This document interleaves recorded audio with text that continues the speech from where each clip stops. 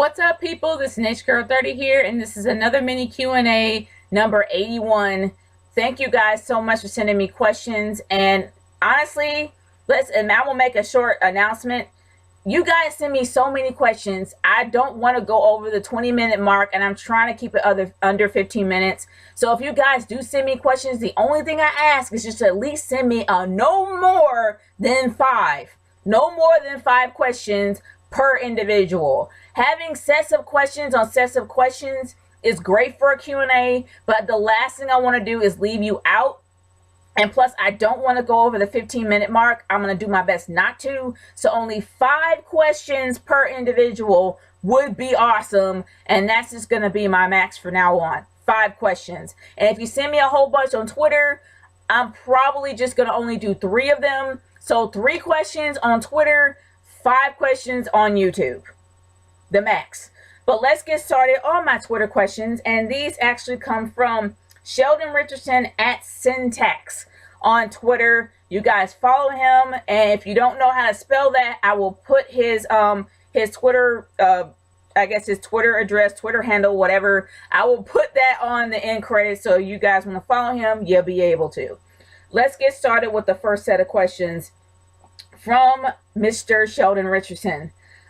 Which is better, the current year of Raw or last year's WCW, and why?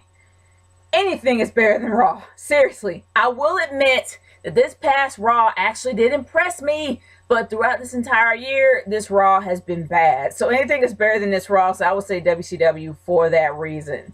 Do you think the WWE will make a random Mexican wrestler into Rey Mysterio the Third and have him feud with JR? I don't know about JR, but probably JBL.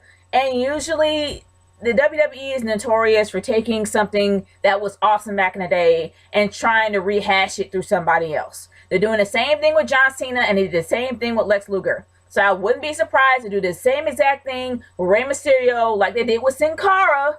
And once Sin Cara is gone, they're going to try to find the next best thing to add in there for the Mexican audience. So, no. As for feuding with JBL, I doubt it, because I think JBL has better things to do. But I wouldn't be surprised if they have another Rey Mysterio version in the works. Wouldn't shock me for the slightest. And your next question for me is, do you think WWE would be open for more advertising for condoms or tampons? Honestly, I wouldn't be surprised. Shoot, they advertise freaking beer on a show that's supposed to be PG. They're advertising beer. Not only that, they had Hoda and Kathy Lee for the past Raw on there during Breast Cancer Awareness Month drinking on stage. Yeah, it wouldn't surprise me in the slightest if they actually decided to do tampon ads. Condoms? I don't know about condoms, but tampons, maybe. Maybe. They'll probably do a really funny skit about the whole not so fresh feeling thing. I wouldn't be surprised if they try to pull that out. But great set of questions, man. And I will answer the rest of your questions on the following Q&A. But let's get started with final limits. Why does my dad eat a lot? He is constantly in the kitchen eating. I have no idea. Maybe he's hungry. Why are most models skinny and anorexic and have eating disorders? Because, like I said, and most of your questions out here are pretty much about like Emma Roberts as well as Taylor Swift and Juliana Rancic, about them being so small. I will say this. You have an image to uphold when you're a celebrity. You have a certain image that you gotta keep up. The same thing with WWE. They have a particular image for all their wrestlers that they have to keep up. Some people go to extremes by not eating or actually binge eating or binging and purging or bulimia, as well as not eating at all, which is anorexia. But I don't think it's something that people want to do. They feel like they have to do it. That's just what it is. It's just self-image. Unfortunately, that's just how it is. And as for Ariana Grande looking frail, I have no idea. No idea why. But that pretty much answers your questions, except for my thoughts on Emma Roberts.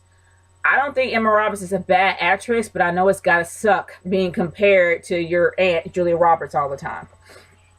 It's gotta suck for her. My next set of questions comes from I Love Watermelons 525. Did you find Taylor Swift attractive when she had long hair and curls? She's always been attracted to me, in my humble opinion. But she looks more like a woman now, with her hair cut short and straightened out. It's not that she was ugly, but she looks more mature. That's just how I'm saying.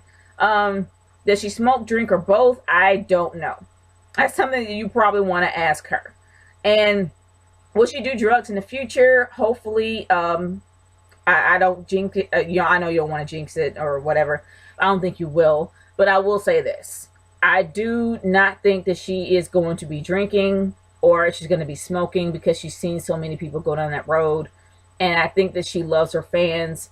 And she knows the fact that her fans admire her and she wants to be a good role model. So I don't really think that she's going to actually go that route. I just don't think so.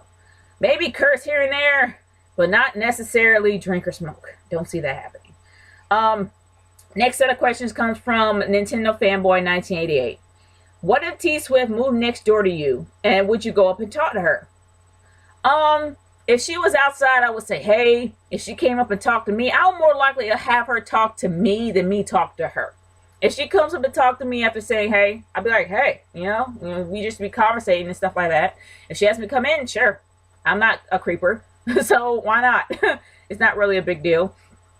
Not to me. What if you said hi to her and she did Maurice's hand? Okay, she did Maurice's hand to your face. What would you do? I'd just be like, whatever. Keep it moving. And I'd just be like, whatever. He stank. He stank over there. How would you react if? Well, how would you act if you were? How would you react if you were watching Royal Rumble next year in 2015 and Final Limits was a surprise? It was a surprise entrant near the end of the match. I would be shocked. I'd really be shocked if Final Limits was there. Final Limits did show me a picture of how he looked. And if he was out there, I'd be like, whoa. They would probably book him as the next Raven. They probably would. What if in the same Royal Rumble match, surprise entrant, the next surprise entrant would be Rico Hill? Honestly, if it was Rico, I'll be crunked to actually see somebody I know. But Rico has retired 75-0. I don't think that he is going to actually be in the Royal Rumble because if he falls out quickly, that will mess up his record. I can't imagine him even being in the Rumble because that will ruin his record. He's 75-0. That's more than Taker. So no way. What if Rico Hill and Final Limits and Irving Griffin made a debut on an episode of Raw as a fan reaction? And they got a push like the Shield. How would wrestling fans in the IWC react? I would be really crunk to actually see people that I like and that I know to actually be on Raw. It would be crunk, but I would pretty much be covering my eyes and my ears because I know that Irvin is going to let him have it. Seriously. Irvin is probably going to put the entire Raw roster and the entire Raw brand on blast.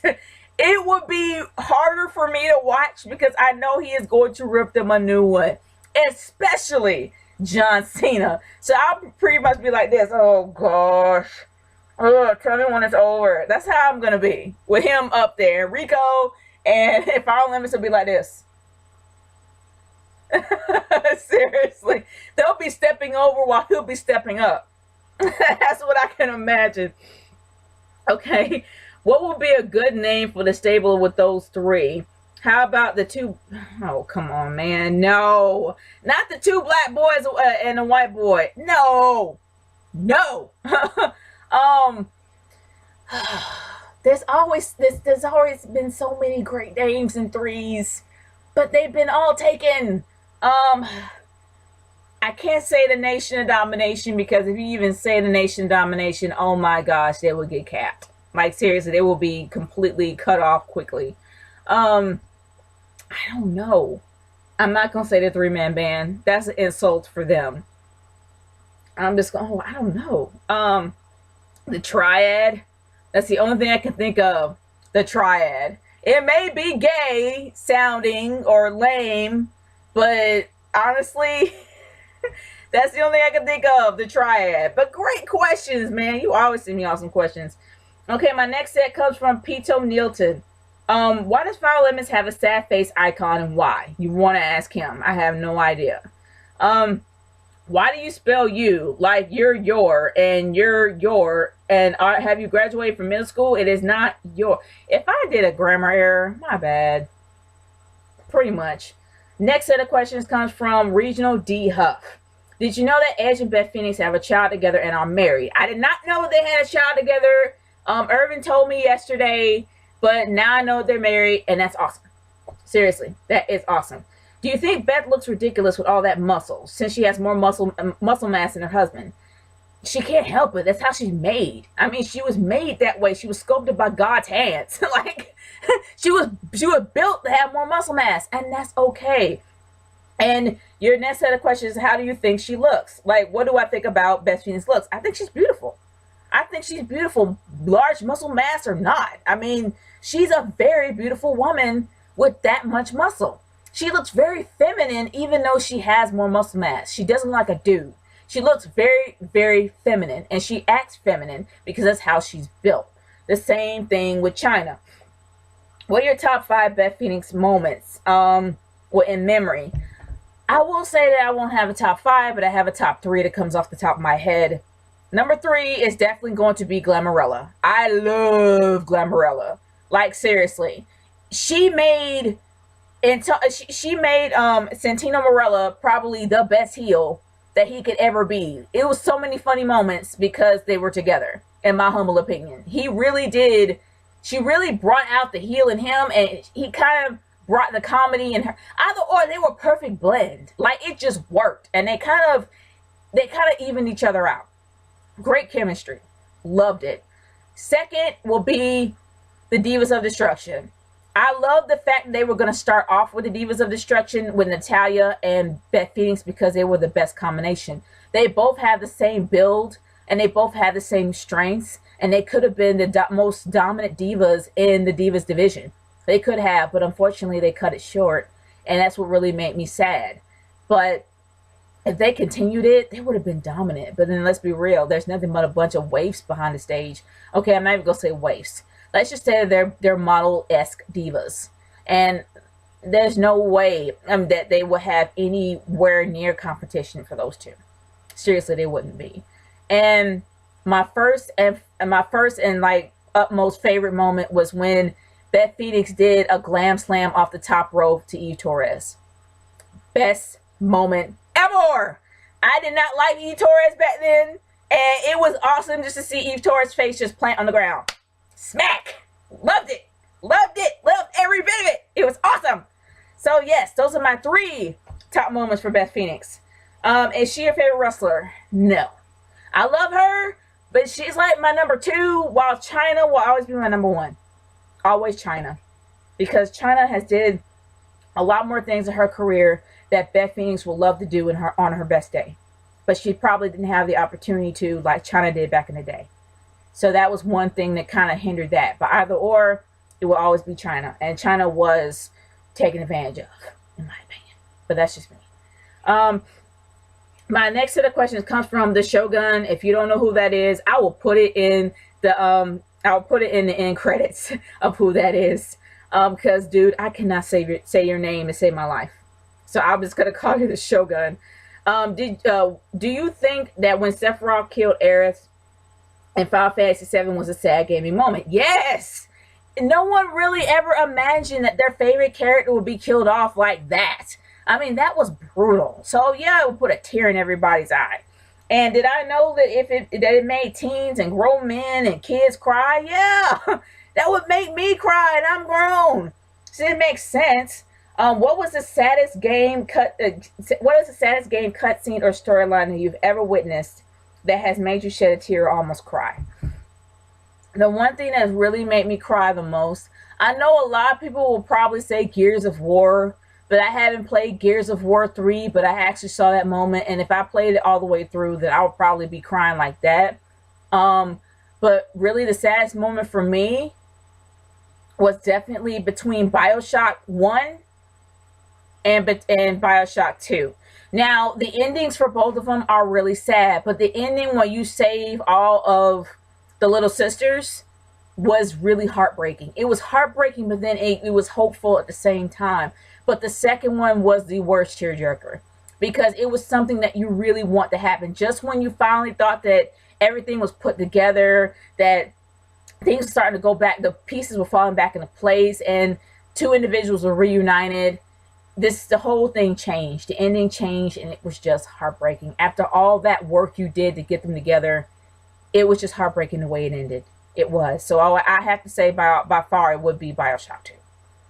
But yeah, that whole thing just made me just go just like I was pathetic. I really was. And my last set of questions comes from Jack Thrice.